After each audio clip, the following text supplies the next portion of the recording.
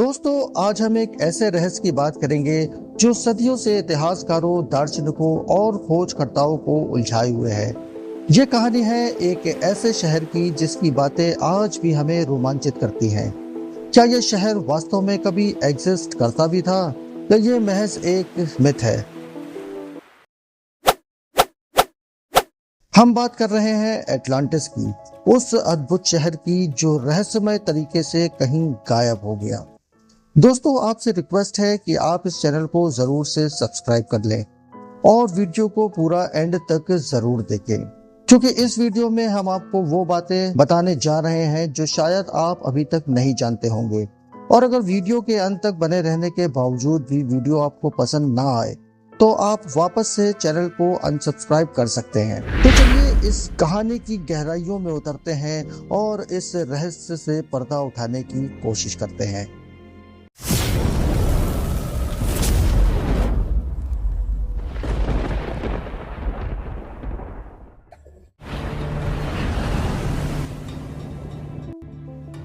यह कहानी शुरू होती है लगभग 2400 साल पहले, जब ग्रीक फिलोसोफर प्लेटो ने अपनी किताबों में पहली बार एटलांटिस का जिक्र किया।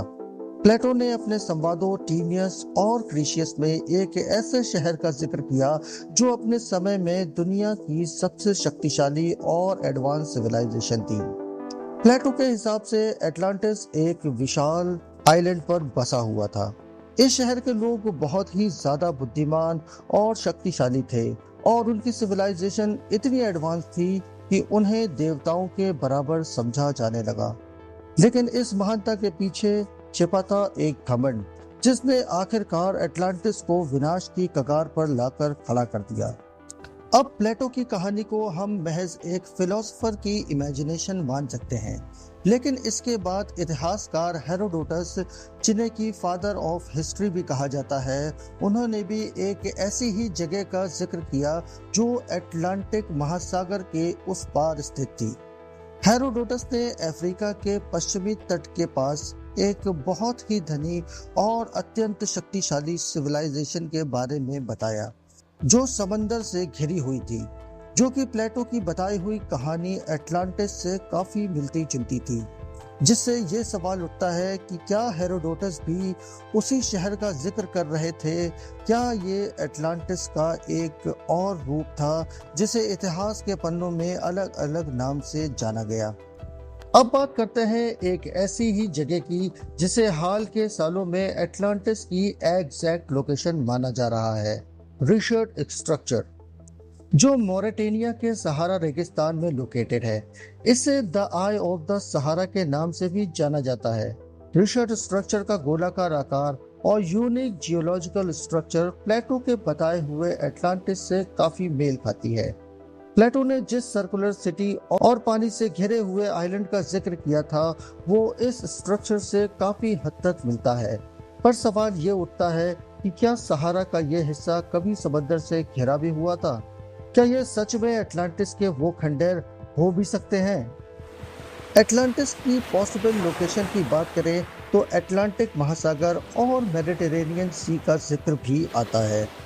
कुछ वैज्ञानिकों का मानना है कि एटलांटिस मेडिटेरेनियन सी में लोकेटेड था और एक भयंकर भूकंप और ज्वालामुखी के विस्फोट के कारण ये शहर समंदर की गहराइयों में समा गया। वहीं अटलांटिक महासागर में मौजूद बिमनी रोड, जो पत्थरों की एक मिस्टीरियस रो है, उसे भी अटलांटिस से जोड़कर देखा जाता है। कुछ लोगों का मानना है कि ये डूबे हुए अटलांटिस का ही एक हिस्सा हो सकता है, लेकिन अफसोस कि अभी तक कोई ठोस सबूत हमारे सामने नहीं आ पाया है।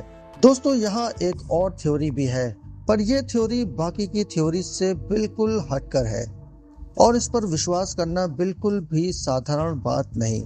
पर अगर आपने हमारा एरिया 51 वाला वीडियो देखा है तो आपके लिए थोड़ा आसान हो जाएगा इस थ्योरी पर बिलीव करना।